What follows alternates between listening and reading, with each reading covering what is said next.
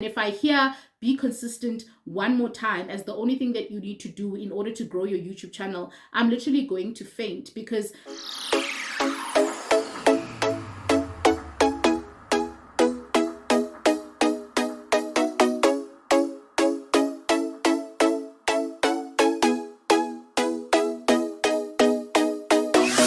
hi team, welcome back to another video and thank you so much for joining me. I really do appreciate you guys and the support that you give me. And if it is your first time here, andiswa.mojapelo, and on this channel we chat about all things related to managing our money and adulting in general.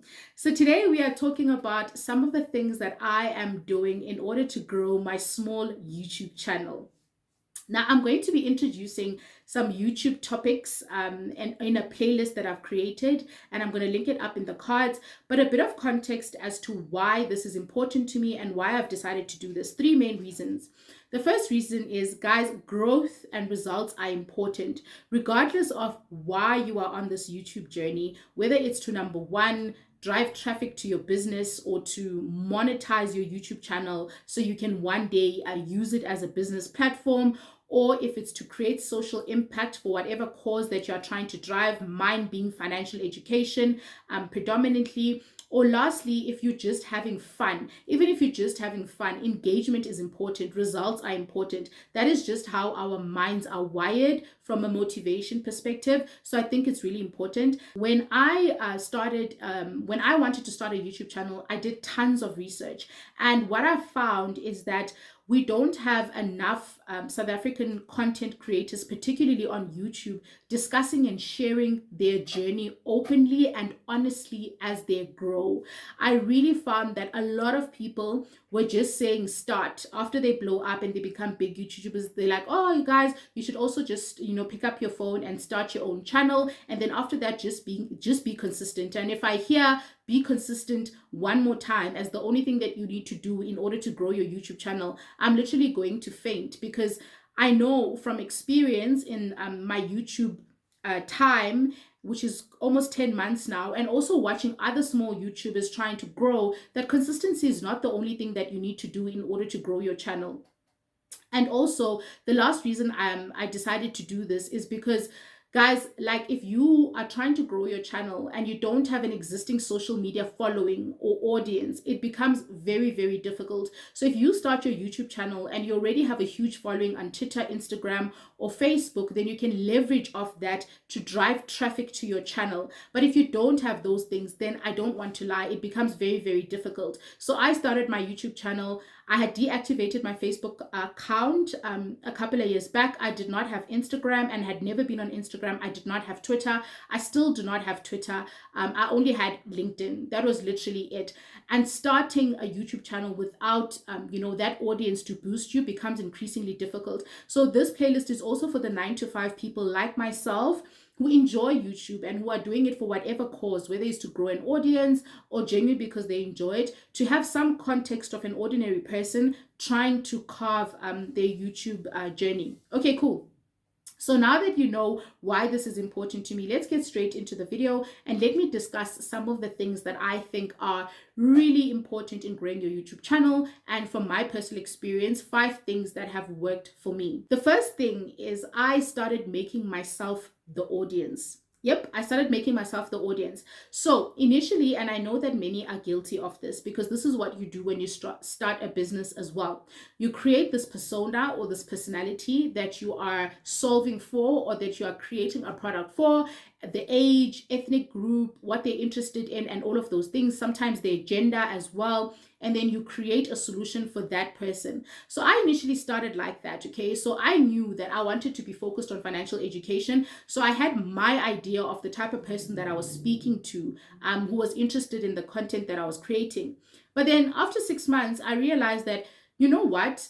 At the end of the day, I'm the one that I am creating content for, because I know what I would value, and I know what type of content I would like to bring across and what I would value and how I would understand it. So whereas initially I would ask a couple of friends and different people what they think about certain topics, I just started asking myself, is this something that I would enjoy? Is this something that I like? And honestly, guys, it made the content creation process lighter because it was more natural.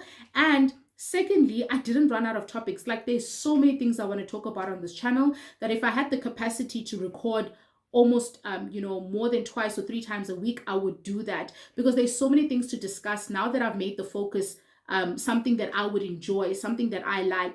And you'll find that I'll be talking about money and all of a sudden mention God, because God is a huge part of my life.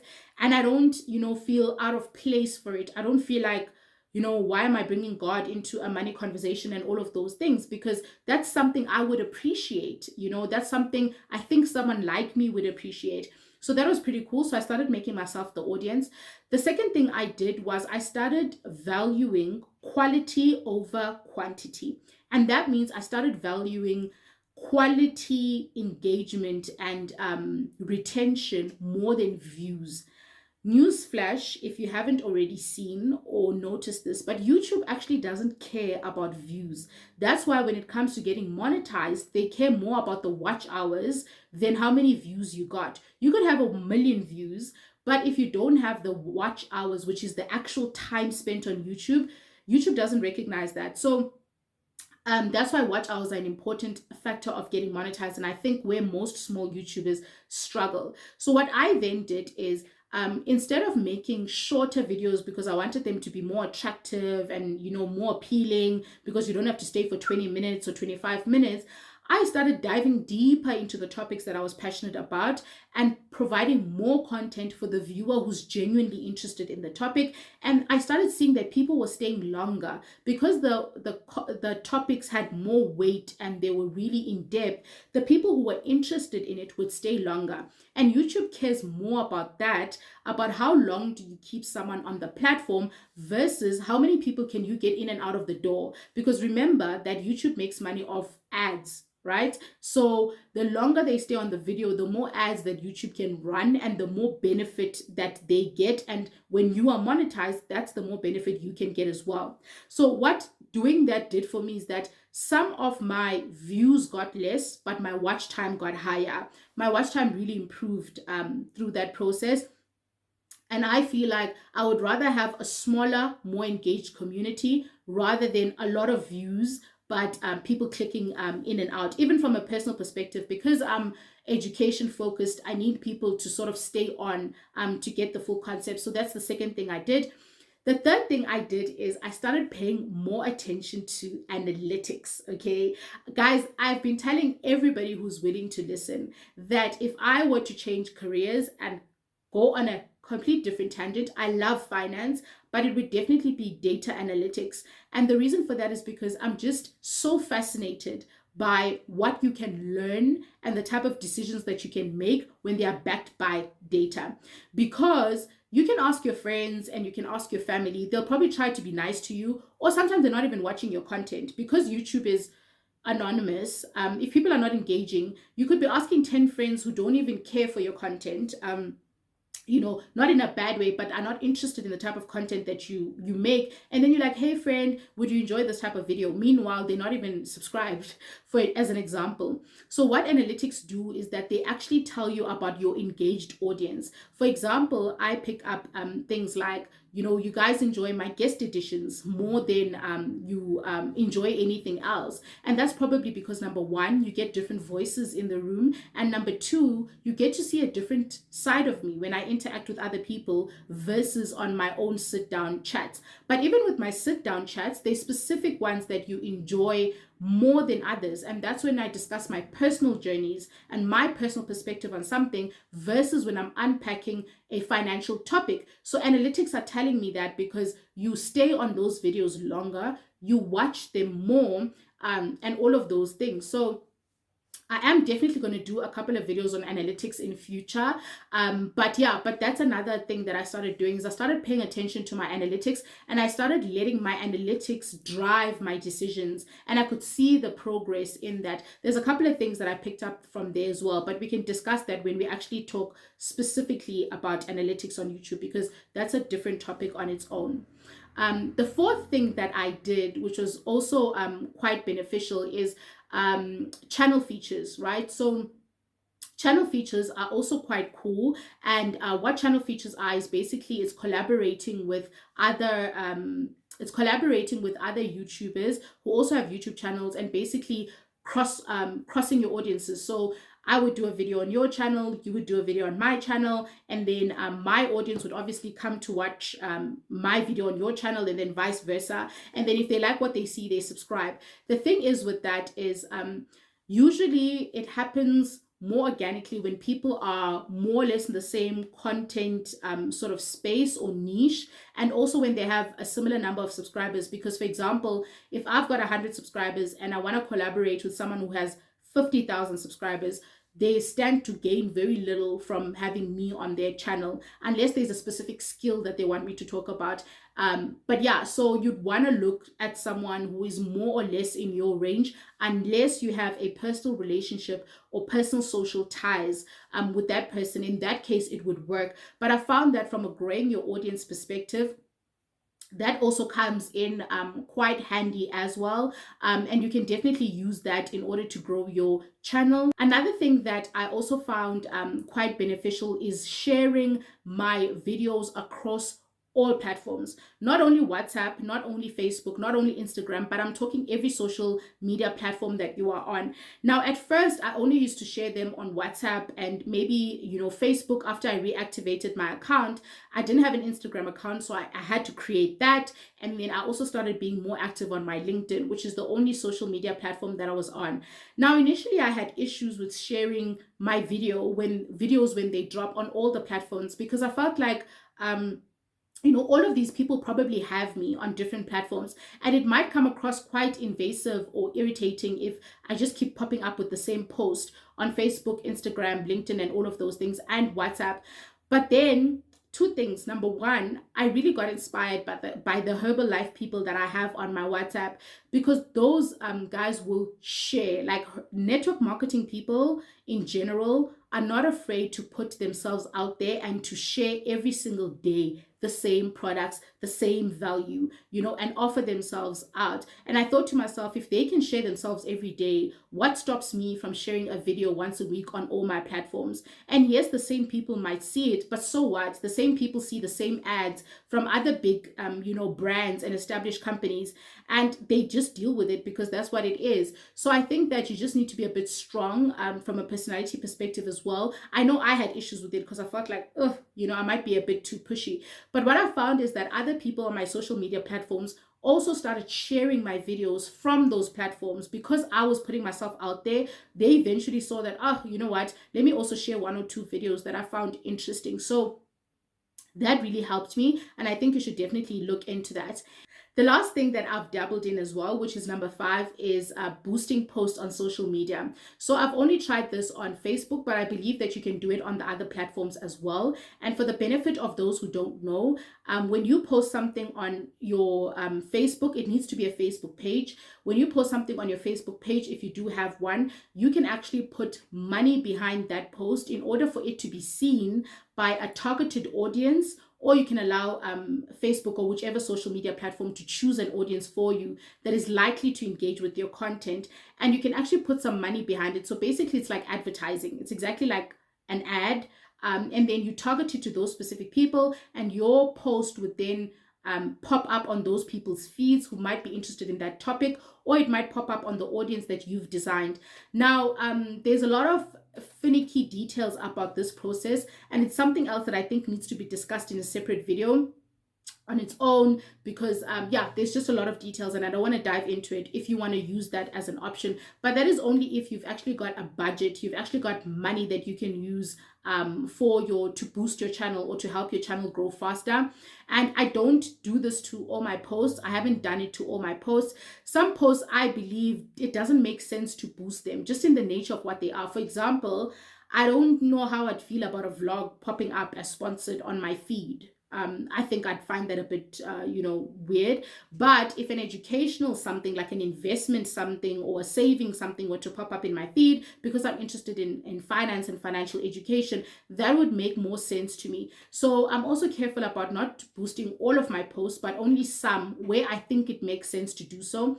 But even there, it doesn't guarantee you views or subscribers, because when you get out of Facebook, the individual still needs to log into YouTube. And we all know that we don't like logging into YouTube because usually the app already has your login details.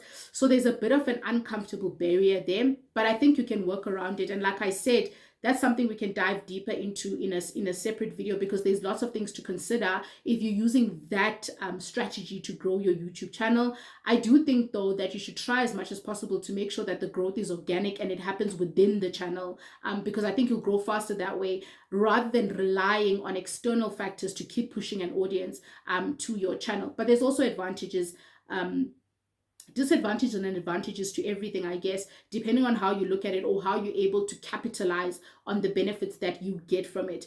So that's number 5, and definitely something you can do. Because you stuck around to the end of this video, I'm also going to share a bonus number 6 that you can do in order to grow your YouTube channel that might really spike your growth as well, and that is channel shout outs. So there's a lady called Sims. She's the only one that I am aware of that does this, so that's why I'm using her as an example and context, because I have done this and it did help me. Is she does channel shout outs for just under 200 Rand. You can get her to do a shout out on her channel and let her subscribers know about your channel, what you stand for, why people should subscribe, and what value they can get out of the channel. Now, if you're going to explore this, you need to make sure that your content is fire, because she can only like shout out your channel and let you, encourage people. But if your content is not good, or it's not great, or it doesn't appeal to her type of audience, then obviously you might not get the subscribers or the views that you are looking for. So that's the first thing. It doesn't guarantee anything. She'll merely mention it, and then what happens from there is entirely like, up to what you are delivering and what value you are offering. The second thing is that might influence your subscriber count, but not your views. So people might then subscribe to your channel but not engage with your content because they're not interested. They're just doing it because it was a channel shout out. So there is that risk as well. But I believe that there's a way around that. And there are certain ways that you can work around that to use that platform, which is the shout out platform, to your advantage. And that's something that I'll dive deeper into as we go along as well, because I'm still exploring how, I can use that sort of strategy to my advantage, because I also don't want 10,000 subscribers and 100 views. I want it to be more or less aligned. In most YouTube channels, you'll find that the subscriber count is far higher than the actual views. Sometimes it happens vice versa, but in most cases, you'll find that the subscriber count is higher, but a very few portion of that subscriber count is actually engaging with the content, right?